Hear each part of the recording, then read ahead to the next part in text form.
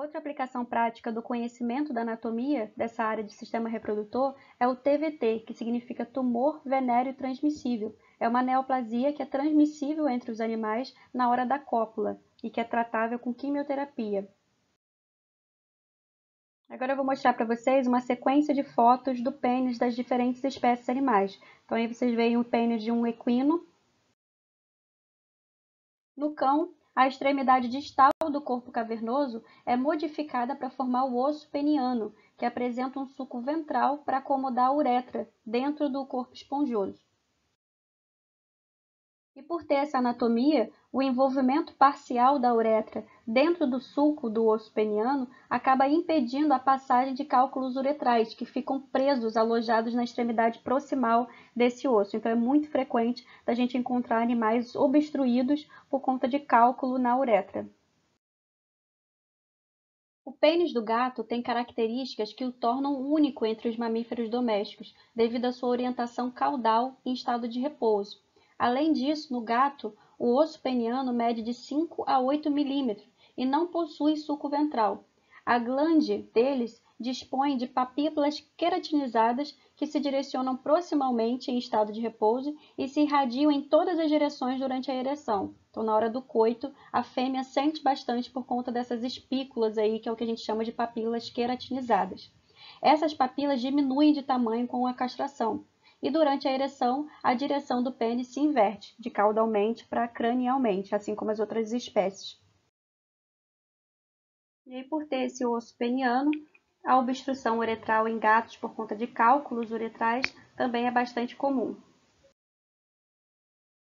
E uma coisa interessante agora em relação ao pênis do suíno é que a terminação livre do pênis dessa espécie gira em torno de seu eixo longitudinal, de modo semelhante a um saca-rolhas. E, embora a anatomia geral inclua o pênis do suíno como tipo fibroelástico, há evidências histológicas que sustentam a opinião de alguns autores de que o pênis do suíno é do tipo músculo cavernoso, na verdade, mas por enquanto a gente considera como tipo fibroelástico. No touro, a extremidade lípida do pênis é coroada por uma pequena glande, que é assimétrica e ligeiramente espiralada. E uma característica muito interessante também está presente no pênis de pequenos ruminantes. Nessas espécies, o processo uretral, ou seja, o finalzinho da uretra, prossegue além da glande. Então ele continua, o pênis termina, mas o processo uretral continua. Esse processo uretral, inclusive, pode ter tecido erétil. E daí no ovino é de cerca de 4 centímetros e no caprino é de 2,5 centímetros. Tem gente que acha que, por exemplo, está saindo um verme pelo pênis do animal porque não conhece a anatomia. Daí a importância da gente conhecer todas as disciplinas, né? Conhecer sobre a anatomia. Nessa imagem mostrando a diferença entre esses tipos de pênis que acabamos de mencionar. Os músculos presentes no pênis são os seguintes: músculo isquio cavernoso, músculo bulbo esponjoso e músculo retrator do pênis.